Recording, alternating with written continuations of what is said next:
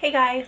So I've been wanting to film this video for a while, but I didn't really know, I just haven't had time. So, or I have had time, but I haven't really made the time. So, um, I'm now 16 weeks pregnant, and I was told by my doctor that I was gonna make it at 12, and he just said, you're actually not really out of your first trimester or like the safe zone until about, I think he said 14 weeks, like 14 to 16 weeks. So anyways, I'm 16 weeks now, and I'm just gonna go on, I'm gonna just talk about my first trimester. So, I don't know why this seems so much harder. I'm not like vlogging, I'm actually just sitting here, but basically, I'm just gonna talk about how I found out I was pregnant and what I went through, because when I was trying to read about it, I didn't really find anything, and I found it really hard. It was scary. So, anyways, I was prepping for BC provincials, which was supposed to be on July 8th, I believe. And so it was mid-April, and I think I've been dieting for about 4 weeks, and I wasn't really seeing big changes. I mean, I lost like 5 pounds, but I find once you clean up your diet and you start training again and all that stuff, like 5 pounds comes off pretty easy anyways. So my first show, I was used to losing like 2 pounds a week. So it was really weird that my body was not moving. And so I kept pushing through anyways, kept trying to diet, but I was exhausted and taking naps all the time, which is so not like me because I'm not a napper. And I was sprinting a lot and my boobs were so sore. So I kept saying to Daniel, I'm like, oh my god, I guess from running so much my boobs are sore. And he's like, are you nuts? Like, your boobs don't just get sore from running. You were sprinting before, you were fine. So it doesn't make sense that your boobs are gonna be sore now. So kind of made me realize, like, okay, maybe I am pregnant, because I had all the symptoms. Like, I totally had all the symptoms. He pulled out chicken one night and I was like, ew, that's disgusting. I eat chicken every day. So he's like, that's weird. He's like, you need to take a pregnancy test tomorrow because that's not normal. And so I went and bought pregnancy tests, and then I read like it's good to take them in the morning. So I decided to wait that evening, take them in the morning. And I'd taken one before, but I wasn't pregnant. So I'm expecting the thing to say negative, like you're not pregnant. And it said positive. And I was like, okay, what do you mean positive? So like I threw it in the garbage, went back to bed, and then got up again, took it out of the garbage, looked at it. I was like, okay, wait, this means I'm pregnant. So I kept rereading the instructions and was so confused. I was like, how the hell did this happen? But yeah, so then he woke up, we had breakfast. I didn't want to scare him and worry him until I knew I was pregnant. So I was like, I'm just gonna go to the doctor, confirm that I'm pregnant, and then I'll let you know. He was at school that day. So went to the doctor, took the little pee test. He's like, yep, you're definitely pregnant. And I was like, oh, okay. I'm like, now I know why I couldn't lose weight. Like, I was dieting so hard, I was trying, and couldn't lose weight. So I'm like, there we go. Now I figured that out. But it was kind of a shock at first, and I was kind of sad because I'm like, I was really excited to do provincials this year, and see all the progress I made in my off season. So that kind of sucked. But then I was like, this is also so exciting because now I don't have to diet anymore. So I went kind of crazy like the first week and just like ate whatever I wanted because I'd been dieting, and started eating again and trying to eat healthy because I was dieting and I was like, this can't be good for the baby to be in a calorie deficit. So I instantly increased my macros to be eating at least at maintenance or more. And then my energy kind of picked back up. But even then I was still napping, sometimes 3 hours a day. Like, I could not keep my eyes open for a full day. There was no way I could stay awake.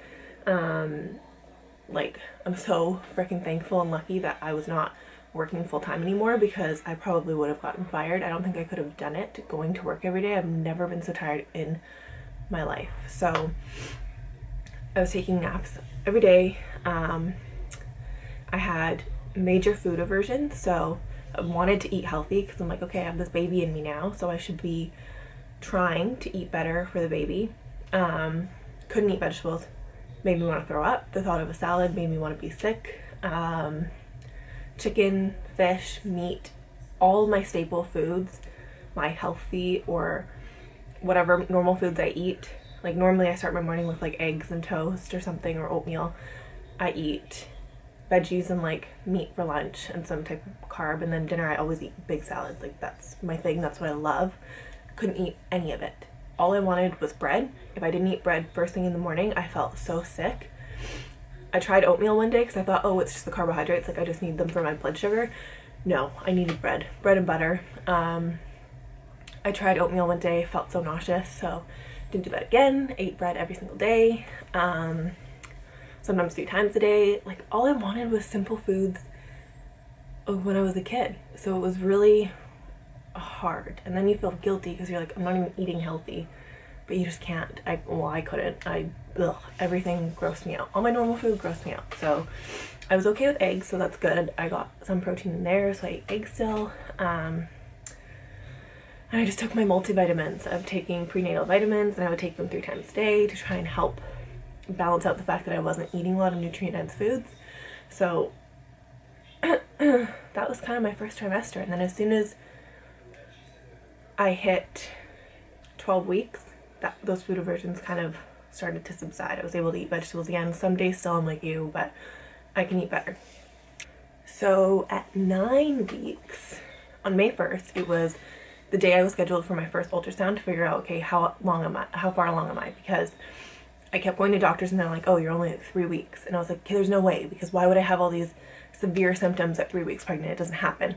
So they didn't believe me, but I knew I was further along than what they were saying. And the reason they didn't believe me is because what they go off is when was your last period. Well, I had my period. I put quotations because I bled month after month after month around my normal period date. So I didn't know I was pregnant. I didn't miss a period. I didn't miss anything for 3 months. So at 9 weeks, I was scheduled for my ultrasound. I don't know if this just happened by coincidence or if it had an impact on what I did the day before or what, but around 2 p.m., my appointment was at 7. At 2 p.m., I came back from Costco and I thought I peed my pants. So I put my hand, I was like, what the, did I just pee myself? And there's blood all over my hand. So I'm like, oh no, this isn't good. So I ran to the bathroom. I was like hoping that it was just, I got my period again because I kept bleeding. So I was like, okay, maybe it's just a period. But the blood was, I've never had so much blood in my life. Like I didn't have my period for like a year before this, but before that, my periods were always normal, like not a lot of bleeding or anything. And so this is the most I bled. And so I was sitting on the toilet and I was like, oh my freaking God. So I'm like yelling at Daniel and I'm like, I need a tampon or something, like get me something. But I knew I shouldn't put a tampon in. I don't know why I knew this, but I just had a feeling like don't put a tampon in. It could be bad for whatever. So if this ever happens to you, do not wear tampons, wear pads if you start bleeding. So I got a pad and called my doctor. Well, I made him call my doctor because I was bawling my eyes out because I'm like, oh my God, am I having a miscarriage? He called my doctor. My doctor basically said, if you fill a pad within an hour, go to emergency. So I filled 3. So, and as I was sitting on the toilet, I was just sitting there crying because I was like, okay, the pads they keep filling, so I might as well just sit here. And I passed something probably the size, like a big round circle, like the size of my palm. So I'm like, okay, that's it. That's for sure the baby. And so I was hoping that it wasn't, but almost convinced that it was. So the doctor's like, okay, if you're passing tissues and stuff, you should probably go to the ER. So they rushed me to the ER and I got in before everyone else because I guess they take it seriously. I don't know. But there was other people waiting. I only had to wait for one person, then they took me in. And the doctor, I basically told him, I'm like, I have an ultrasound at 7 because the hospital I went to, they didn't have proper, oh my gosh, my dog just scared the shit out of me.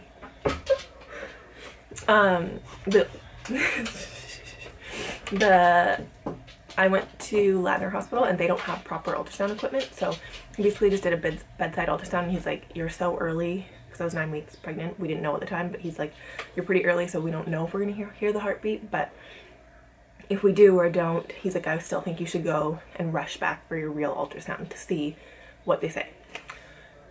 So he put the thing on, I'm like, okay, for sure this is it, there's not gonna be anything, and there was heartbeat. He's like, there's heartbeat. And I was like, you've got to be kidding, I didn't think there could be.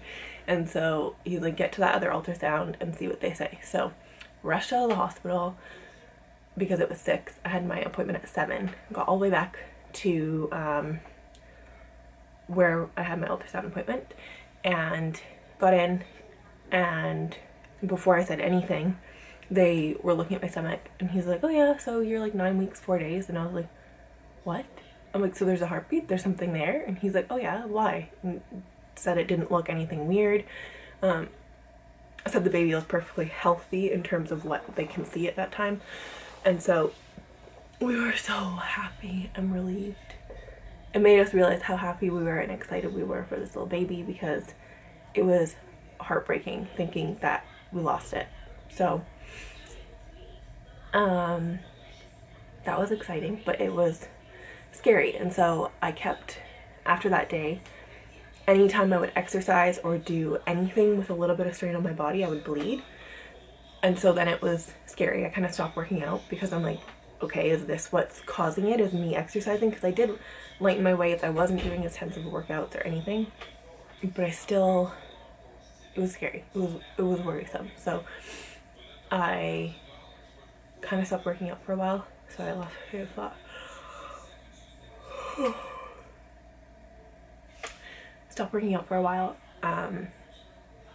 Would do light stuff, but anytime I would push myself even a little bit, like slightly get my heart rate up or sweat or whatever, I would bleed. And so it was scary. And when I looked online, I couldn't find anything where it was people bleeding. Like, I don't know why there's no medical articles out there saying this is kind of normal.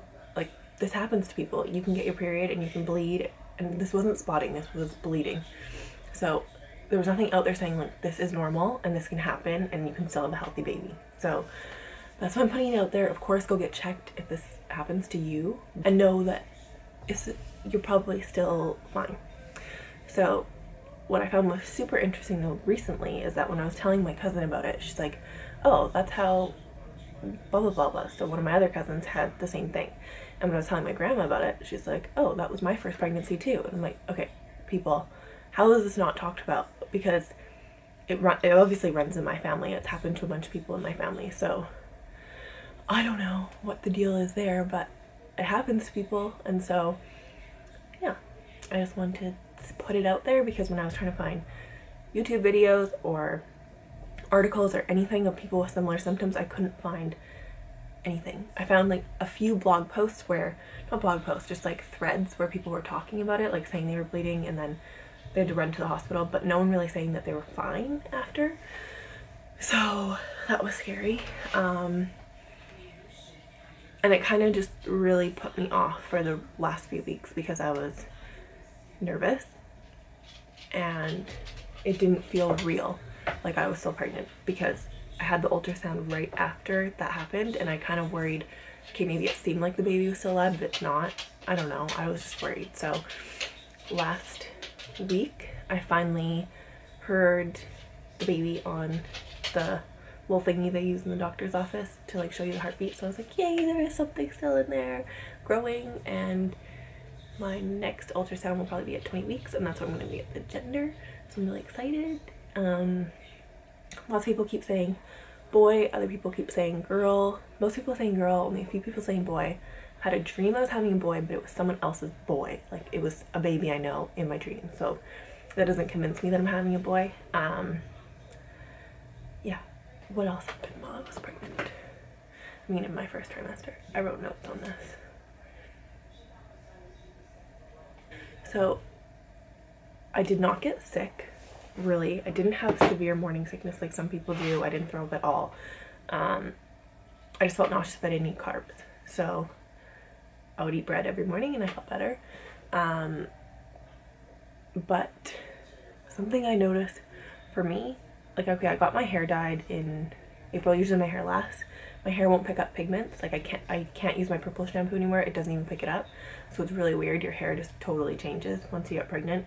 My hair's going faster. The color I got put in April while I was pregnant and I didn't know, faded so fast. It barely even lifted. It was really weird. My skin has been a freaking nightmare. If I wear makeup, I break out, and that's why I haven't really been wearing makeup. I'm wearing it today because I have to go out tonight. But otherwise, I haven't been wearing makeup because it flares up and I get like this weird rash. And I can't, like, it's like I'm a freaking teenager again, like getting acne. Some people, oh, the pregnancy glow? No, my skin looks like shit. So yeah, it looks like nice here, but that's makeup, people. It's not real. What else? Oh yeah, and I was like tanning in the beginning, like because it was nice outside, so I'd lay outside in the sun. And the last time I did this, like 2 weeks ago, because it's been shitty weather recently, my entire body broke out, not really in a rash, but like this weird red, I don't even know what it was, but it scared me, and I was like, okay, I better go back inside. So I haven't been in the sun since. What else? That's kind of it. And this video is probably already kind of long, but I just wanted to tell people or put it out there in case other people experience this, that they may find some, what's the right word? I already have pregnancy brain fog, I swear to God, even though it's not supposed to come till later, my brain has not been working. Just, I guess, some comfort in knowing that this happens to other people, and if it is happening to you, talk to your doctor, but try not to stress too much, because my baby's fine so far. And I went for my genetic testing and everything came back normal, so that's amazing, because it's like, of course, a little nerve-wracking when you don't know what's gonna happen there. Yeah, that's kind of it. And oh yeah, you know what else was perfect? I'm gonna put it in this video too. My Ellebox subscription. This is why it's amazing to have that thing, because even though I was pregnant and I was like, oh, I'm not gonna get my period, I got my period again, and my freaking comfort box came, I'm not shitting you, May 1st, the day that I started bleeding again. So it was amazing. I had everything with me. This is the May one.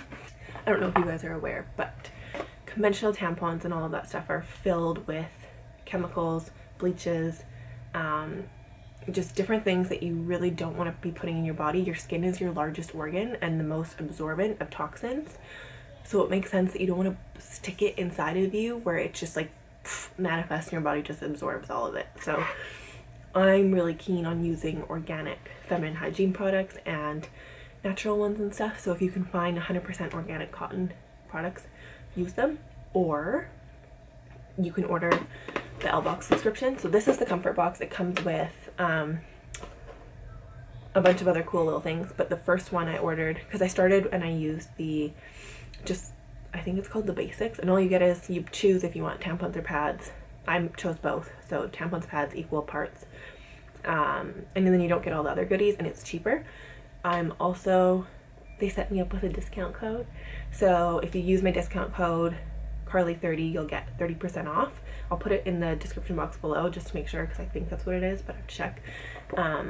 If you use that, then you get 30% off, I think, which makes it way cheaper than buying in store, and this comes to your house every month. So if you know your schedule of when you get your period, you order it for like a week before, and then you always know that it's there. You never have to run out and get stuff.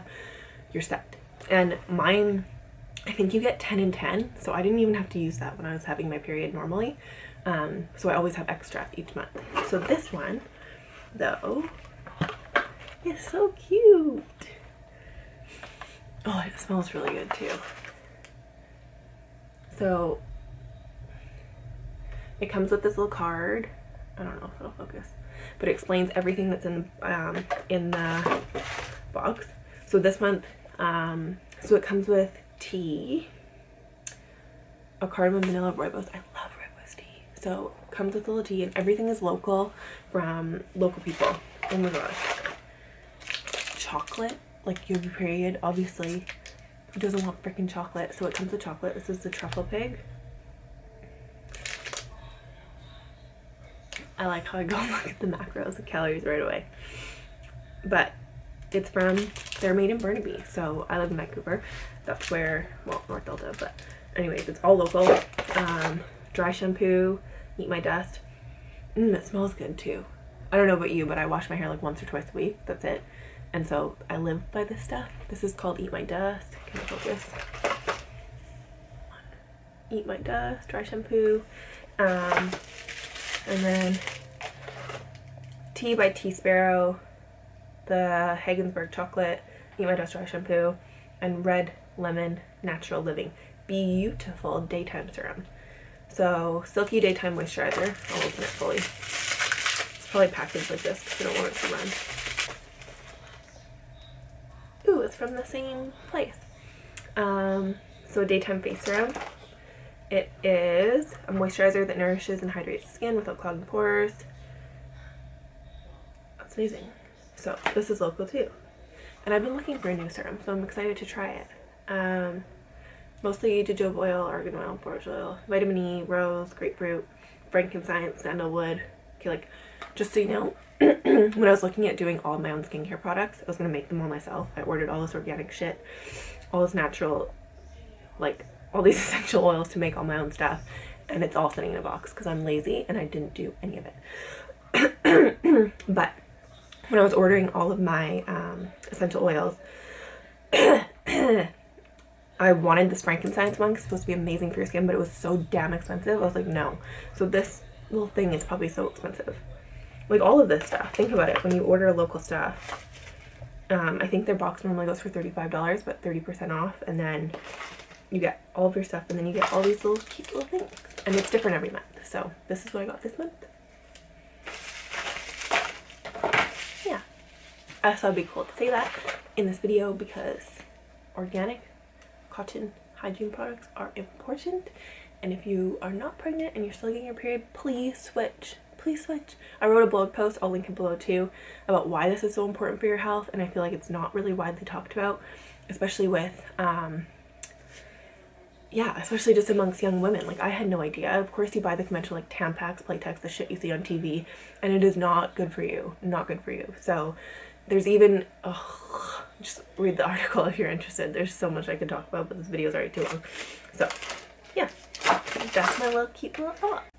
I guess I talked too long because my camera shut off. Anyways, that concludes this video. If you have any questions about my first trimester or you're interested in anything, please comment below and I'll answer them the best I can. Yeah, and don't forget, if you want to switch to organic cotton, please use my discount code Carly30 and you'll get 30% off. So it's amazing. Yeah. So thank you for watching, and I hope you liked this video. If you did, please give it a thumbs up and subscribe. And feel free to comment below what other things you'd like to see throughout this pregnancy journey, because I kind of want to share all of it because it's cool to look back on. And I'll still be uploading lots of fitness videos, like my workouts throughout my entire pregnancy, because I've been cleared by my doctor to go back to normal and kind of keep training and all that stuff. So, yeah, thank you for watching.